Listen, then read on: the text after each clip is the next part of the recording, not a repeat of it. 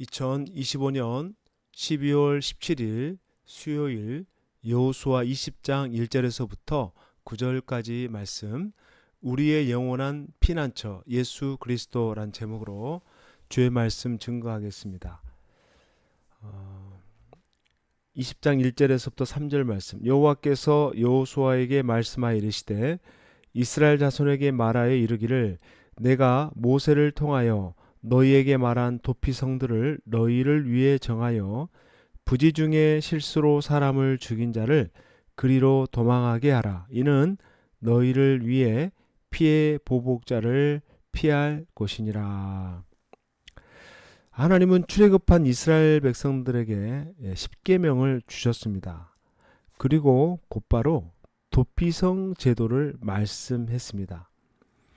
그리고 이제 이 가나안 땅 분배를 마친 백성들에게 다시금 이 도피성을 요단 동쪽에도 또 요단 서편에도 곳곳에 마련해 두라고 명령합니다.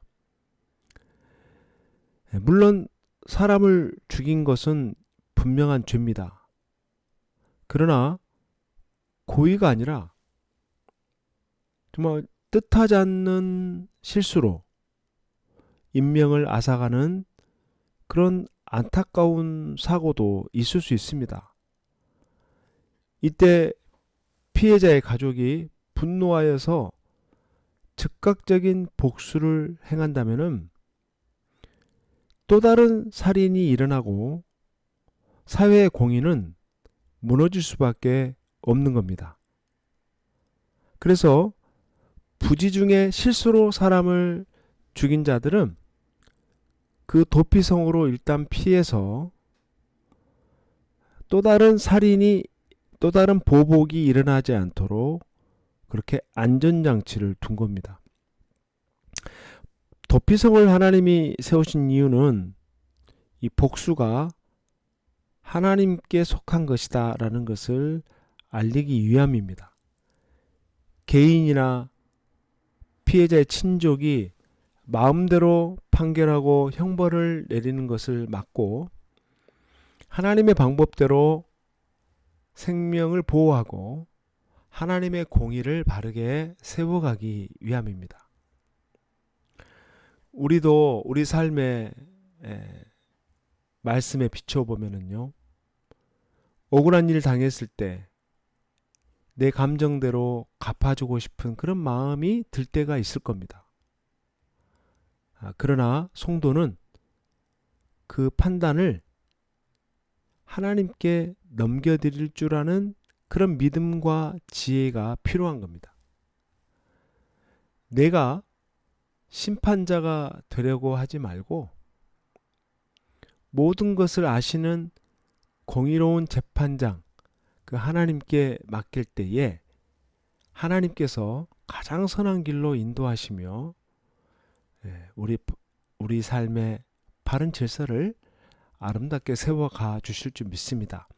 4절에서부터 6절 말씀, 이 성읍들 중에 하나에 도피하는 자는 그 성읍에 들어가는 문 어귀에 서서 그 성읍의 장로들의 귀에 자기의 사건을 말할 것이요, 그들은 그를 받아 성읍에 들여 한 곳을 주어 자기들 중에 거주하게 하고 피해 보복자가 그 뒤를 따라온다 할지라도 그들은 그 살인자를 그의 손에 내주지 말지니 이는 본래 미워함이 없이 부지 중에 그의 이웃을 죽였습니다. 그 살인자는 회중 앞에 서서 재판을 받기까지 또는 그 당시 대제사장이 죽기까지 그 성읍에 거주하다가 그 후에 그 살인자는 그 성읍 곧 자기가 도망하여 나온 자기 성읍 자기 집으로 돌아갈지니라 하라 하시니라.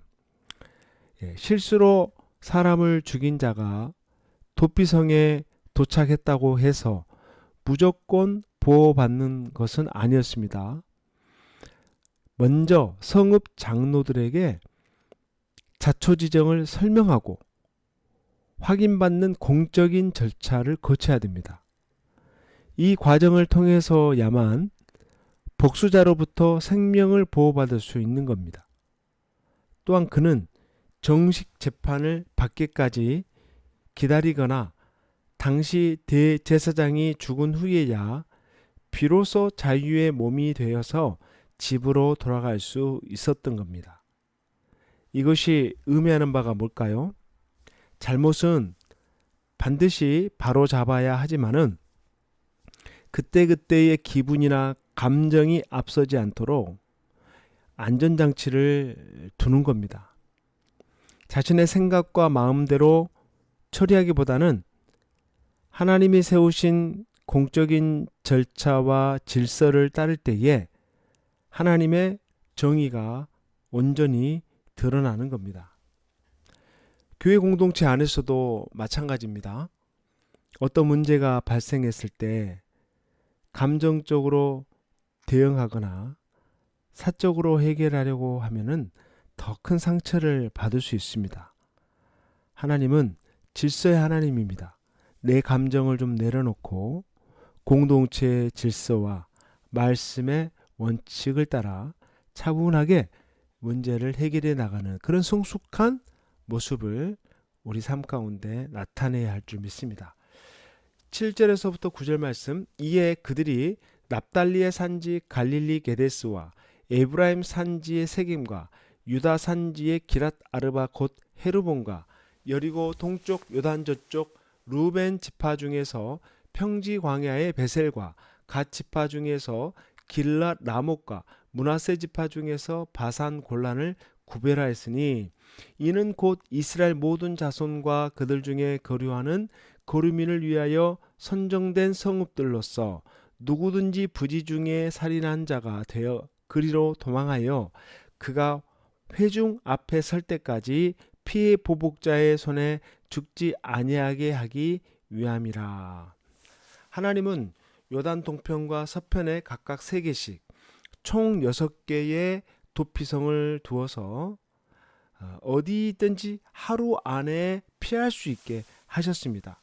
이것은 사람이 고의로 지은 죄와 실수로 지은 죄를 구별케 하시는 하나님의 공의롭고 자비로우신 성품을 보여주는 겁니다. 그런데 여러분, 이 구약의 도피성은 실수한 자만을 위한 곳이었지만은 하나님은 우리에게 더 큰 은혜를 우리에게 허락해 주셨습니다. 그분이 바로 예수 그리스도입니다. 그분은 우리의 완전한 도피성입니다. 피난처시죠. 우리는 우리가 행한 대로라면 반드시 그 값을 물어 심판을 받을 수밖에 없지만은 예수 그리스도로 말미암아 우리가 정죄당하지 않고 예수님을 믿을 때 우리를 의롭다라고 우리 하나님이 인정해 주시는 겁니다. 그러니 얼마나 놀라운 일입니까? 우리의 영원한 대제사장 되신 예수님께서 십자가의 죽으심으로 우리는 죄에서 벗어나 참된 자유를 얻게 된 것입니다. 우리는 이처럼 정말 상상할 수 없는 정도의 큰 용서를 받은 사람들입니다. 그렇다면 우리도 다른 사람을 용서해야 하지 않겠습니까? 혹시 다른 사람의 잘못만 생각하며 복수의 칼을 갈고 있다면 그것을 멈춰야 됩니다. 우리는 하나님의 용서로 그를 용서해야 하는 겁니다. 오늘 이 새벽에도 우리의 영원한 도피성 되신 예수님 품 안에서 참된 안식을 누리고 나 또한 누구에게나 작은 도피성이 되어주는 너그러운 마음을 품고 살아갈 수 있기를 바랍니다. 말씀을 맺습니다. 하나님은 도피성을 통해 우리에게 말씀합니다.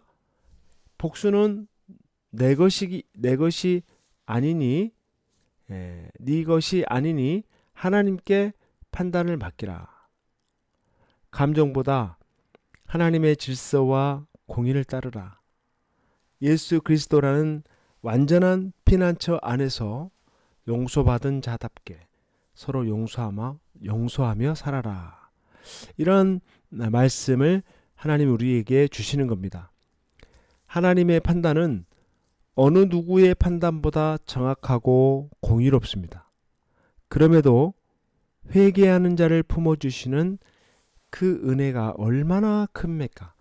오늘 하루 그 은혜를 기억하며 용서와 사랑으로 승리하는 오늘의 모든 성도 될 수 있기를 주님의 이름으로 축원합니다. 기도하겠습니다.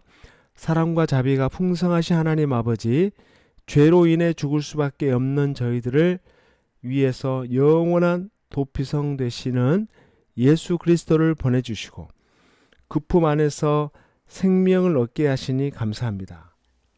때로는 억울하고 분한 일이 있어도 친히 원수 갚는 것을 멈추고 공의로우신 하나님께 모든 판단을 맡기는 그 귀한 믿음을 허락하여 주시옵소서. 우리가 일단 달란트 탕감받은 자임을 1만 달란트 탕감받은 자임을 기억하면서 내게 상처 준 이웃들을 용서하고 품을 줄 아는 넉넉한 마음을 주시옵소서. 좋으신 예수님의 이름으로 간절히 기도하옵나이다. 아멘.